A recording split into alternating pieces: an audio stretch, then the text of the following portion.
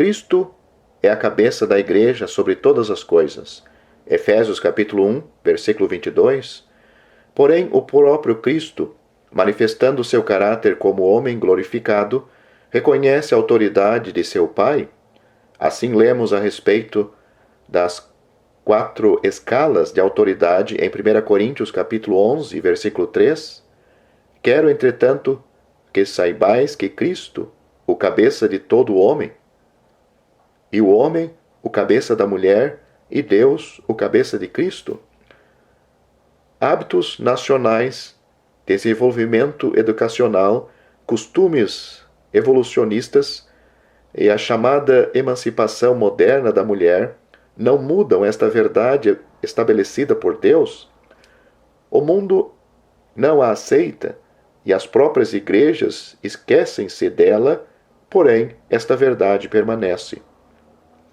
A autoridade de Cristo na igreja se manifesta pelo reconhecimento do seu senhorio através de sinais na cabeça física de cada irmão e de cada irmã.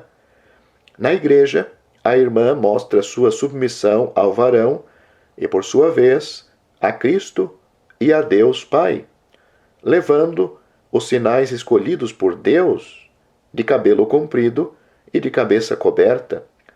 O irmão mostra sua submissão a Cristo e, por sua vez, a Deus Pai, por usar cabelo curto e cabeça descoberta. 1 Coríntios capítulo 11, versículos 4 a 16. Assim, quando a igreja está reunida, a cabeça física de cada crente mostra se há ou não submissão à cabeça da igreja que é Cristo. Hoje em dia, por seguir os costumes e modas mundanas, há crentes que não trazem nenhuma distinção e na congregação aparecem da mesma maneira os homens e as mulheres, às vezes ambos descobertos, às vezes ambos com o cabelo curto e às vezes, o que é comum atualmente, ambos os sexos com o cabelo comprido. Há confusão e Deus não é autor de confusão. 1 Coríntios capítulo 14, versículo 33. Se o sinal de seu senhorio é negado, pode-se dizer que o Senhor está no meio como cabeça? Certamente, os que não praticam esta verdade justificam-se com toda espécie de argumentos e desculpas. Refutamos, a seguir, alguns argumentos geralmente apresentados. Primeiro, não se trata de simples opinião de Paulo. Ele não era um solteirão que não considerasse as mulheres. Em 1 Coríntios capítulo 14, versículo 37, ele disse acerca do que acabava de escrever a respeito da mulher: se alguém se considera profeta ou espiritual, reconheça ser mandamento do Senhor o que vos escrevo. Segundo, não se trata de ensinos com aplicação apenas local para os coríntios.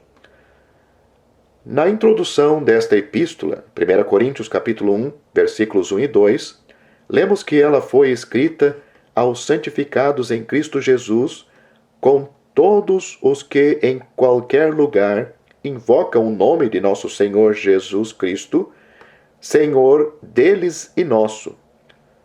Se Jesus Cristo é seu Senhor, amigo ouvinte, estas instruções são também para você. Além disto, 4 vezes na mesma carta, Paulo declara que o que ele ensina aos coríntios, ensina também em todas as igrejas. Veja, por exemplo, capítulo 4, versículo 17, capítulo 7, versículo 17, capítulo 11, versículo 16 e capítulo 14, versículo 33. Lembremos-nos de que Paulo era de todos os ensinadores bíblicos de seu tempo aquele cujo ministério abrangia maior extensão territorial, incluindo as igrejas em Roma, Macedônia, Acaia ou Grécia, Ásia, Galácia, Pisídia, Mísia, Frígia, Panfilha, Cilícia, Síria, Chipre, Creta e Judéia. O terceiro ponto, não se trata de um simples costume nacional. Havia grande variedade de modas entre os povos já mencionados, porém, Cristo escolheu um só costume para a cabeça de todos os crentes nas igrejas, de acordo com pergaminhos antigos descobertos e as estátuas e esculturas daquela época. Muitos judeus, tanto homens quanto mulheres, usavam o cabelo comprido, embora, segundo a lei de Israel, somente os nazireus devessem usar cabelo comprido como sinal distintivo perante os outros homens. O sacerdote tinha que cortar o cabelo. Não rasparão a cabeça, nem deixarão crescer o cabelo. Antes, como convém, tosquearão as cabeças. Ezequiel capítulo 44, versículo 20.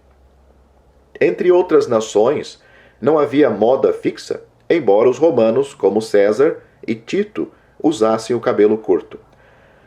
Os crentes, pois, nas igrejas, em regiões as mais diversas, tinham que trazer consigo o escárnio de Cristo, usando o cabelo de forma diferente das pessoas do mundo.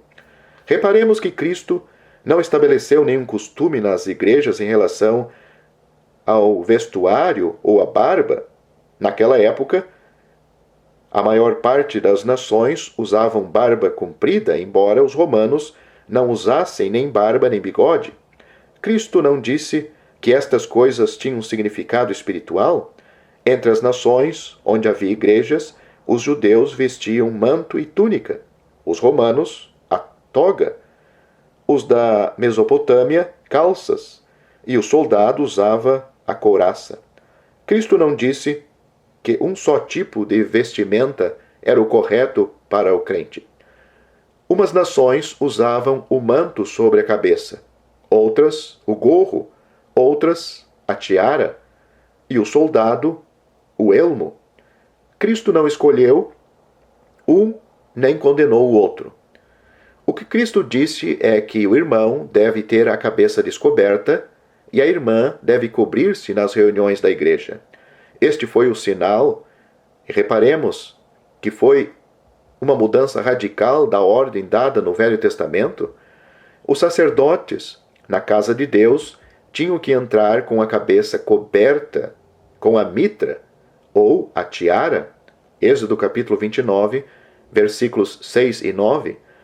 O costume hebraico dos varões terem sua cabeça coberta ainda continua, mas Cristo estabeleceu um novo costume nas igrejas: homens com a cabeça descoberta e mulheres com a cabeça coberta.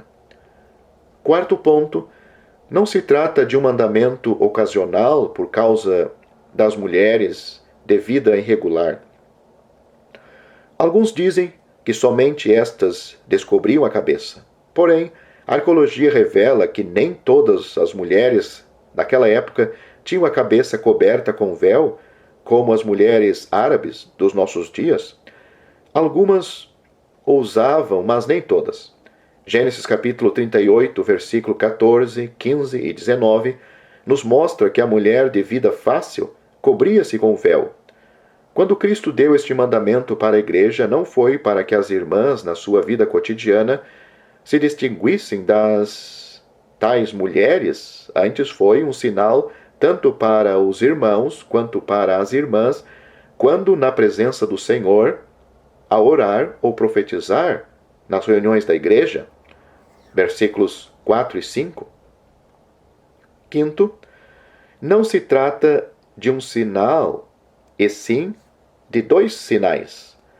Alguns dizem que o sinal é o cabelo comprido da mulher e que se ela usa cabelo comprido, não tem necessidade de usar véu ou chapéu. Porém, 1 Coríntios capítulo 11, versículo 6, manifesta claramente o ridículo deste argumento. Dizem os tais que o seu cabelo é seu véu e, neste caso, não usa véu, quereria dizer tem o cabelo curto.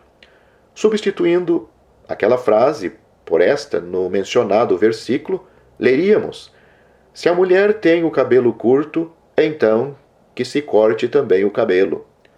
Isto não dá sentido algum. A palavra também, presente na versão corrigida, indica a necessidade dos dois sinais.